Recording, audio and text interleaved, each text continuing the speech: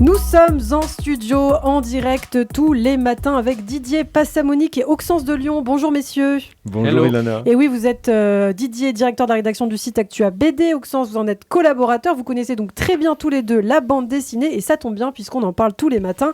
Et aujourd'hui, eh bien Didier, d'abord vous nous parlez du général de Gaulle. Et oui, tout le monde s'en réclame, semble-t-il. Mais oui, c'est ça qui est étonnant. À gauche comme à droite, on s'en réclame. Hein. C'est un bouquin qui s'appelle Un général des généraux.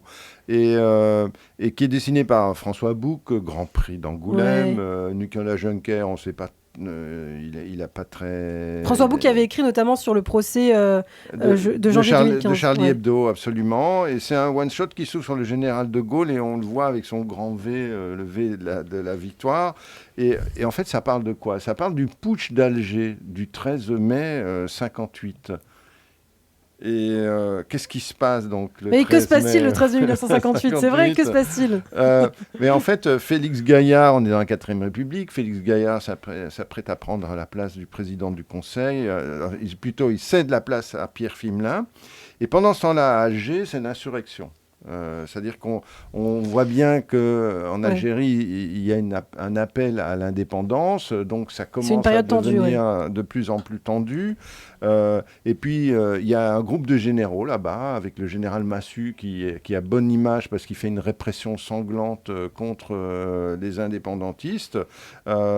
Et ce qui est étonnant dans cette BD, c'est qu'il y a une citation qui s'ouvre là dans la BD où De Gaulle interpelle le général Massu et lui dit « Alors Massu, toujours aussi con ?»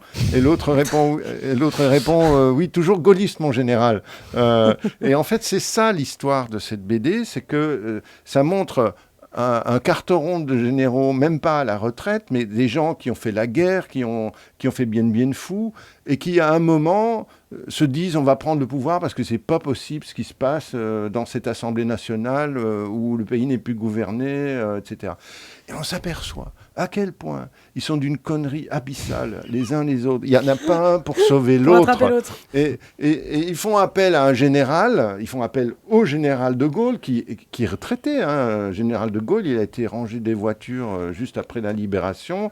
Il a 67 ans. Il n'avait pas... il n'a pas une ambition Si, il avait une ambition, bien sûr, qui préparait son coup. Mais on connaît la fameuse phrase « Vous pensez bien que ce n'est pas à 67 ans que je vais devenir dictateur ?» Et on connaît aussi la fameuse phrase « Je vous ai compris ».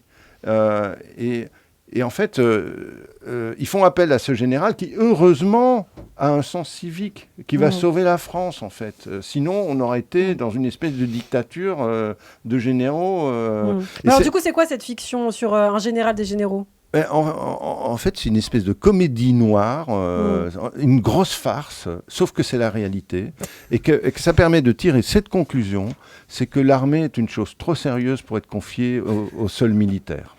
Merci beaucoup Didier, c'est donc Un général des généraux par François Bouc et Juncker aux éditions du Lombard. Alors Auxence, vous nous parlez aujourd'hui d'un album au ton particulièrement macabre, Johann Weir, le triomphe de la mort. Et oui, Ilana, donc Johann Weir est le premier tome d'une nouvelle série aux éditions italiennes Choc d'Homme, donc une œuvre du scénariste Enrico Nebbioso et de la dessinatrice et coloriste Giulia Giacomino, j'espère que je prononce bien. Oui, très bien. On tient là une biographie qui est très librement inspirée en fait de la vie du médecin humaniste Johann Weir, donc auteur au XVIe siècle du De Praestigis Daemonum, des illusions des démons, qui défendait la thèse que les sorcières en fait étaient des femmes normales mais victimes d'illusions provoquées par un dérèglement des humeurs, donc la bile noire qui provoquait un dérèglement du comportement. Donc c'était un fervent opposant à la chasse aux sorcières qui était menée par l'Inquisition. Aujourd'hui, Johann Weir est considéré, bien que ce soit controversé, comme le précurseur de la psychiatrie. Donc, que raconte l'album ? En fait, ça se passe dans un petit bourg vénitien, frappé par le fléau de la peste. Dont un soi-disant guérisseur vagabond va faire son apparition, guérir les blessures, effacer les péchés. Ainsi, donc, les habitants vont le vénérer, vont lui faire des offrandes. Sa popularité va arriver jusqu'aux oreilles du doge de Venise, qui va être suspicieux. Et chargé Johann Weir, devenu une sorte d'inspecteur, d'investiguer donc sur cet homme qui qui opère hors des sentiers. Donc la question est, l'Inquisition doit-elle poursuivre et juger cet homme ? Alors brièvement, le titre est chargé de symbolique quand même, est-ce que vous recommandez ? Alors c'est difficile pour moi de trancher parce que c'est vrai que d'un côté l'album amène vers des thématiques intéressantes. Il y a le fait que ce soit quand même un personnage iconoclaste pour l'époque, qui défendait les innocents, qui dénonçait les impostures fanatiques.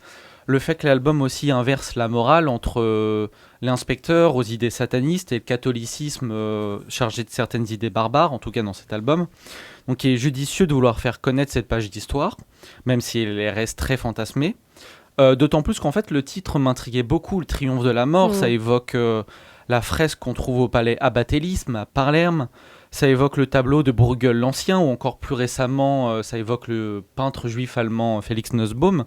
Donc je me suis dit qu'avec de tels chefs-d'œuvre, en fait, ça plaçait vraiment la barre très haut. Malheureusement, le dessin est assez plat et l'intrigue assez brouillonne. Bon, en tout cas, chacun se fera son propre avis. C'est Johan Vir, Le triomphe de la mort aux éditions Choc d'Homme. Merci beaucoup, Auxence, et je vous dis à très bientôt sur Radio J. À bientôt.